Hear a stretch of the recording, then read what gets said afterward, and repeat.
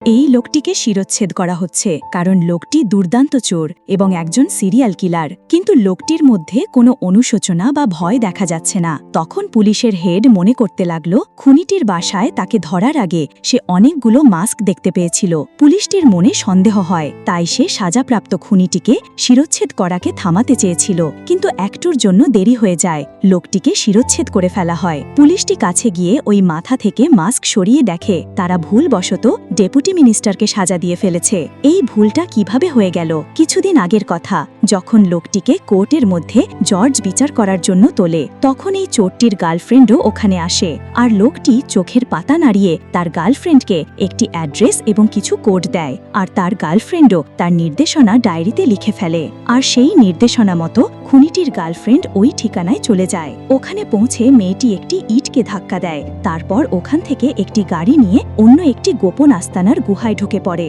ভিতরে ঢুকে মেয়েটির একটি পাসওয়ার্ড প্রেস করে, যেটা ওই লোকটি চোখ দিয়ে সংকেত দিয়েছিল। তারপর একটি সেলফ অটোমেটিক বাহির হয়। মেয়েটি দেখতে পায় ওই ড্রয়ারের ভিতর অনেকগুলো টাকা পড়ে আছে।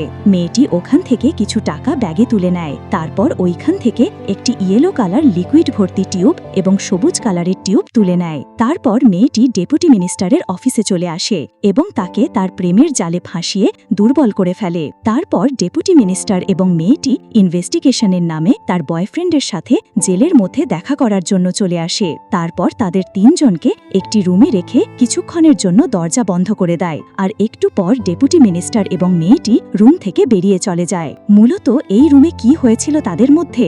দরজা বন্ধ হওয়ার পর মেয়েটি ডেপুটি মিনিস্টারের ঘাড়ে একটি ইনজেকশন পুশ করে দেয়, যার ফলে মিনিস্টার চলাফেরা করা একটি রোবট হয়ে যায়। তারপর দুরন্ত চোরটি মিনিস্টারের কাছ থেকে গোপন কিছু গুপ্তধনের ইনফরমেশন নিয়ে নেয়, আর মিনিস্টারকে নিজের চেহারার মতো মাস্ক পরিয়ে দেয়, আর নিজে মিনিস্টারের মাস্ক পরে ওখান থেকে মেয়েটিকে নিয়ে বেরিয়ে পড়ে। আর এই জন্যই খুনি লোকটির জায়গায় মিনিস্টারের জীবন চলে গেল।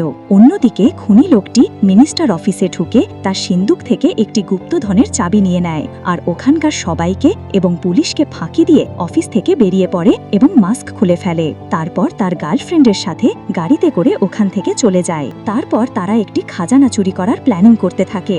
সেই প্ল্যানিং মতো লোকটি ওই ব্যাংকে ঢুকে পড়ে, আর ব্যাংকের সিকিউরিটি ফাঁকি দিয়ে চোরটি ব্যাংকের সিন্দুক থেকে ওই খাজানা বের করে আনে, কিন্তু ওখানে পুলিশ চলে আসে, যার কারণে চোরটির গার্লফ্রেন্ডও তাকে বাঁচাতে ওখানে চলে আসে। তারপর চোরটি ম্যান হলে ঢাকনা সরিয়ে উপরে উঠে পড়ে, আর সামনে এসে পুলিশ অফিসারের কাছে ধরা পড়ে। ঠিক তখনই চোরটির গার্লফ্রেন্ড পুলিশটিকে পায়ে আঘাত করে নিচে ফেলে দেয়। তারপর তারা দুজন স্পিড বোটে করে ওখান থেকে পালিয়ে যায়।